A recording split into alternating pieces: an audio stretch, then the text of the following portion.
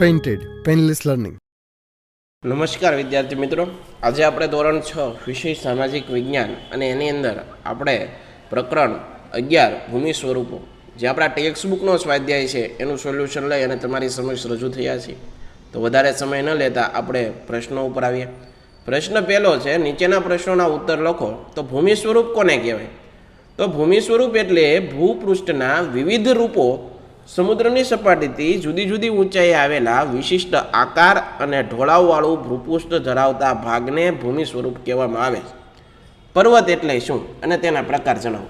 પર્વત એટલે એવો ભૂમિ ભાગ કે જે સમુદ્રની સપાટીથી 900 મીટર કરતાં વધારે ઊંચાઈ ધરાવતો હોય, જેનું ભૂતલ મોટાભાગે ઊંચા અને નીચાણ ઢોળાવવાળું હોય, જેના મથાળાનો ભાગ સાંકડો હોય, તેને શિખર રૂપે ઉપસેલો ભાગ હોય એને પર્વત કહેવાય. પર્વતોના નિર્માણના આધારે, નિર્માણ ક્રિયાના આધારે એના આપણે 4 પ્રકારો પાડી દીધા છે. પર્વતોના કોના? પર્વતોના કેટલા પ્રકાર છે? 4 પ્રકારો છે. કયા કયા? તો કે ભાઈ ગેડ પર્વત, ખંડ પર્વત, જ્વાળામુખી પર્વત અને અવશિષ્ટ પર્વત. ફરીવાર, ગેડ પર્વત, ખંડ પર્વત, જ્વાળામુખી પર્વત અને અવશિષ્ટ પર્વત. ત્રીજું છે ઉચ્ચ પ્રદેશ અને મેદાન વચ્ચેનો તફાવત જણાવો. ઉચ્ચ પ્રદેશ સમુદ્રની સપાટીથી સામાન્ય રીતે 180 મીટર કરતાં ઓછી ઊંચાઈ ધરાવતો અને ઉપરથી પ્રમાણમાં પહોળો સમતલ ભૂમિ ભાગ હોય, જ્યારે મેદાન સમુદ્રની સપાટીથી આશરે 180 મીટરથી વધુ ઊંચો નહીં એવો સમતળ ભૂમિ ભાગ હોય. યોગ્ય વિકલ્પ વડે ખાલી જગ્યા. પૃથ્વીની સપાટીના આશરે ખાલી જગ્યા વિસ્તારમાં પર્વતો આવેલા 26% વિસ્તાર એવો છે કે જ્યાં પર્વતો આવેલા. ભારતનો સાતપુડા ખાલી જગ્યા પ્રકારનો પર્વત છે. કેવો પર્વત છે? ખંડ પર્વત છે. ચારેય બાજુથી પર્વતમાળાઓથી ઘેરાયેલા ભૂમિ ભાગને ખાલી જગ્યા ઉચ્ચ પ્રદેશ કહેવાય. કેવો ઉચ્ચ પ્રદેશ? આંતર પર્વતીય ઉચ્ચ પ્રદેશ. સરેરાશ સમુદ્ર સપાટીથી ખાલી જગ્યા ઊંચાઈ ધરાવતા સપાટ ભૂમિ ભાગને આશરે 180 મીટર સુધીની ઊંચાઈ ધરાવતા ભૂમિ ભાગને શું કહેવાય? તો ભાઈ બરોબર છે, પર્વત. હવાંગોનું મેદાન ખાલી જગ્યા પ્રકારના મેદાન છે નિક્ષેપણનું. પ્રશ્ન તો મને ઓળખાવો, ઓળખી કાઢો. હું જમીનથી 3 બાજુથી ઘેરાયેલો છું તો એને અખાત કહેવાય. મારો છેડો જળ ભાગમાં અમુક વિસ્તાર સુધી ફેલાયેલો રહે તેને ભૂશીર કહેવાય. હું ચારેય બાજુથી જળ વિસ્તારથી ઘેરાયેલો છું તેને ટાપુ. હું 2 જળ વિસ્તારને જોડું છું સામુદ્રધુની. મારી 3 બાજુ સમુદ્ર અને 1 બાજુ જમીન છે તો દ્વીપકલ્પ. મિત્રો, ભાવનગરની અંદર જે વિદ્યાર્થીઓ વસવાટ કરતા હોય તેના માટે ધોરણ 8થી લઈ અને 12નું કોચિંગ પૂરું પાડતી આલ્ફા એકેડમી કાર્યરત છે. તો વિદ્યાર્થીઓ તમે એનો સંપર્ક કરી શકો છો. આ ઉપરાંત જો હજી સુધી જો તમે અમારી પેન્ટેડ એપ્લિકેશન ડાઉનલોડ ન કરી હોય તો એ ગૂગલ પ્લે સ્ટોર પર જઈ આજે જ ડાઉનલોડ કરો.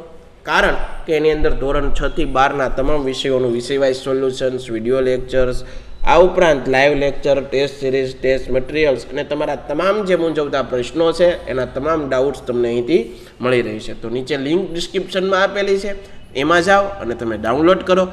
આ ઉપરાંત જો હજી સુધી તમે મિત્રો યુટ્યુબ ચેનલ સબસ્ક્રાઈબ ન કરી હોય તો પેન્ટેડ યુટ્યુબ ચેનલ સબસ્ક્રાઈબ કરી લો, જે તમારા ભણવામાં ખૂબ જ અગત્યનો ભાગ ભજવશે મિત્રો.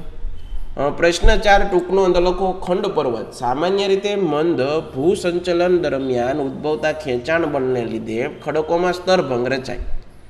2 સ્તરભંગોની વચ્ચેનો પ્રદેશ ઉંચકાઈ આવે છે અથવા વચ્ચેનો ભાગ જેમનો તેમ રહે છે અને તેની બંને બાજુના પ્રદેશો નીચે સરકી જાય.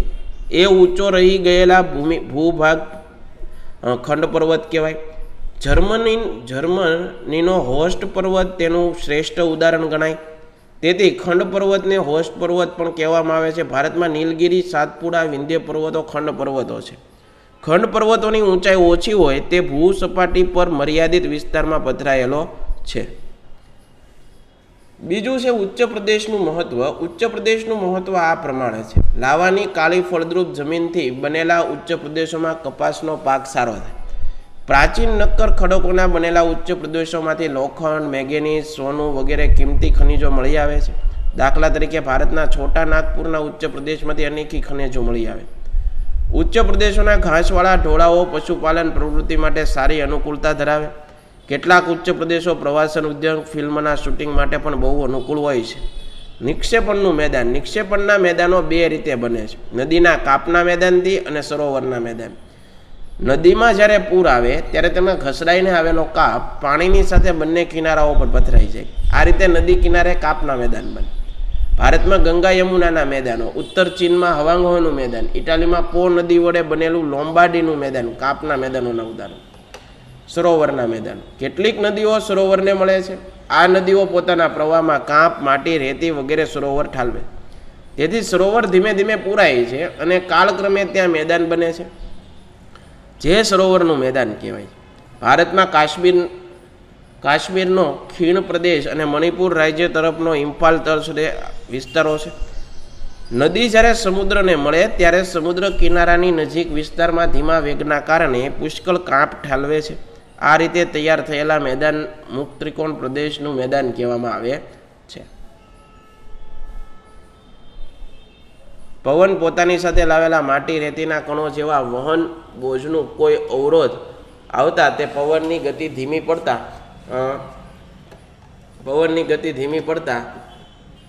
પવન દ્વારા નિક્ષેપણનું મેદાન રચાય છે.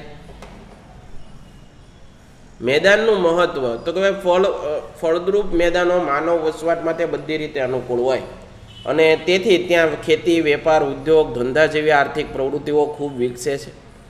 સપાટ ભૂપૃષ્ઠને કારણે મેદાનોમાં સડક માર્ગ અને રેલ માર્ગ વિકાસ વધારે થયો છે. મેદાન પ્રદેશમાં ગીચ વસ્તી ધરાવતા મોટાભાગના શહેરો વિકસ્યા છે. ફળદ્રુપ જમીન મુખ્યત્વે ખેતીની પેદાશો માટે ખૂબ જ ઉપયોગી છે. કેટલીક ખેત પેદાશો ઉદ્યોગોને કાચો માલ પૂરો પાડે છે. તો મિત્રો, સ્વાધ્યાયનું સોલ્યુશન્સ તમને ગમ્યું હશે, તમારા પ્રશ્નોના જવાબ પણ તમને મળ્યા હશે. ફરીવાર આવા સોલ્યુશન સાથે મળતા રહીશું. ત્યાં સુધી અમને રજા આપો. જય હિન્દ, જય ભારત, ધન્યવાદ. Painted Painless Learning.